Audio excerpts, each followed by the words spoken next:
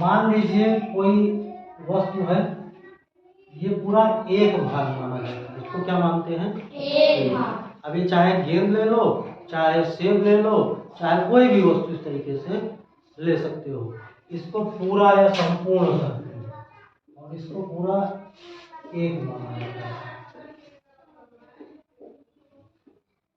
ठीक है, इस पूरे को एक कहते हैं। अब जैसे मान लीजिए अगर हम इसको इस तरीके से करें, ये पूरा एक है। अब इसके अगर हम दो भाग कर दें 20, ठीक है, तो अब हम इसको क्या लिखेंगे? जैसे मान लीजिए इसमें से हम इस भाग को ले लेंगे, इसके कुल दो भाग हो गए, तो जितने भाग हो गए उसको हम नीचे लिखते हैं हर में, और जितने भाग की बात की जा रही है, अगर वो भाग तो सिर्फ इतने है ना, उसको अंश में लिखते हैं। तो यानी अगर हम इसकी बात करें तो ये क्या है? 1/2। क्या है? 1/2। कहने का मतलब ये है कि एक में 2 से भाग किया गया है। इसका क्या मतलब हुआ? एक में 2 से भाग किया या एक के 2 भाग किए गए हैं। यही तो इसका मतलब निकला कि कोई वस्तु था, उसको बीच से काट दिया गया है और उसके 2 भाग कर दिए गए। समझ पा रहे हो? Yes sir. अब मान लीजिए कि इनके भी आधे आधे कर देते हैं। अब कुल क्या भाग हो गया? 1/4। अरे भाई 1/4 कहाँ? कुल 4 भाग हो गए। हम कुल भाग पूछ रहे हैं। कुल कितने भाग हो गए? 4 भाग हो गए। ये इस तरीके, ठीक है। अच्छा, अगर हम इसमें से सिर्फ इसकी बात कर रहे हो तो 1/4, और अगर इन दोनों की बात कर रहे हो तो 2/4। इसकी बात समझ पा रहे हो? कहने का मतलब ये है, अगर हम कहें ये जो आधा भाग था इसका भी आधा कर दिया गया, यानी ये आधा था। Yes sir. यही तो आधा था भैया, ये भाग इसी पर जा रहा था ना। अब इसका भी आधा कर दिया, सिर्फ इतने की बात हो रही है। क्या होगा इसका मतलब? 1/4 होगा। कैसे होगा? देखिए, जब आधा किए थे तब कितना बना था?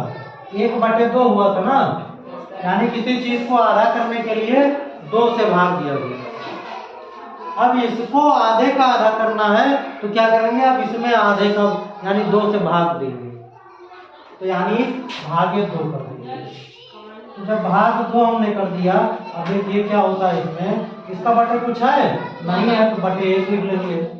भाग में क्या होता है? गुणात्मक प्रतिलोम लिया जाता है। तो भाग के चिन्ह को जब गुणे में परिवर्तित करते हैं तो ये जो उसके बाद रहती है संख्या, उसका गुणात्मक प्रतिलोम उसी का उल्टा हो जाता है, यानी हर अंश बन जाता है और हर बन जाता है। तो 2/1 क्या हो जाएगा? 1/2। 1/2।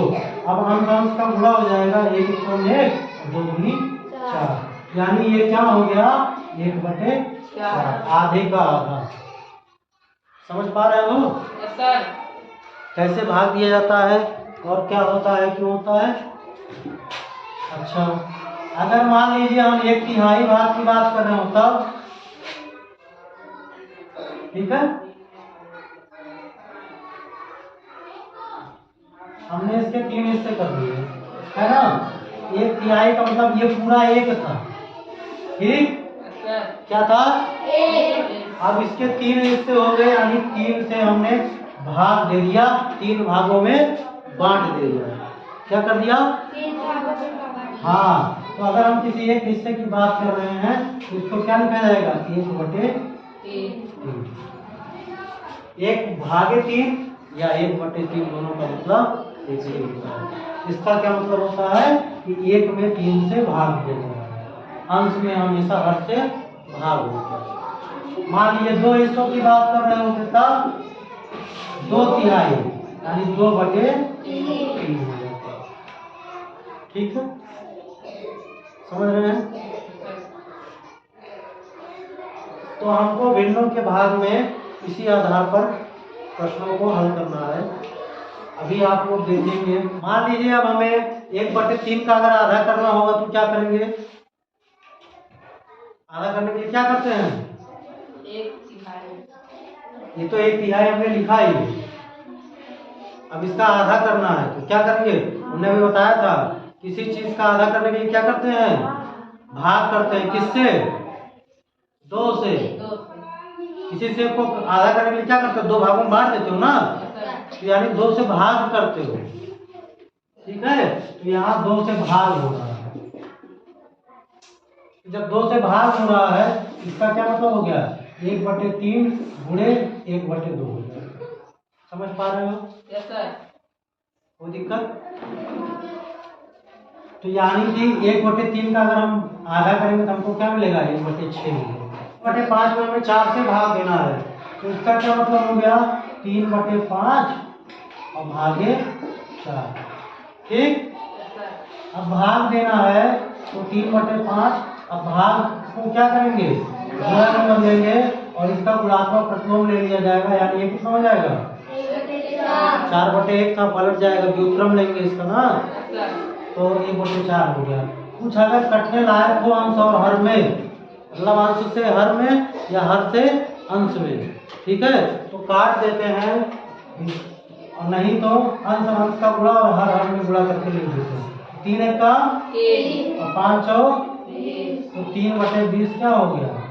आंसर हो गया, उत्तर हो गया। इसी तरीके से 6/7 में भाग देना है 3 से, तो क्या हो जाएगा? 6/7 भागे 3। अब फिर वही प्रक्रिया करेंगे, 6/7 उसके बाद क्या करेंगे? गुणा।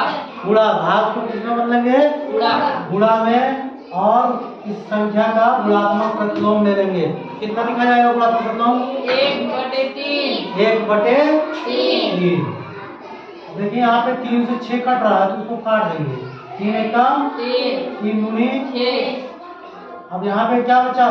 2 बचा और यहाँ 1, तो अंश अंश का गुणा हो जाएगा। 2 1 का 2 और 7 1 का 7, तो 2/7 उत्तर आ जाएगा। समझ पा रहे हो?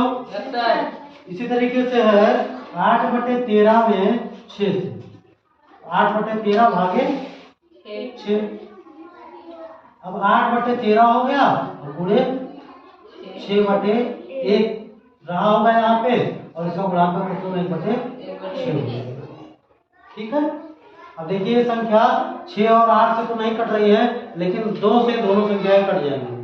तो 2 से काट दीजिए, 2 तिहाई और 2 चौक गुणा कर लीजिए, 4 1 कम और 13 तिया 39, तो 4/39 इसका उत्तर आ गया। समझ गए?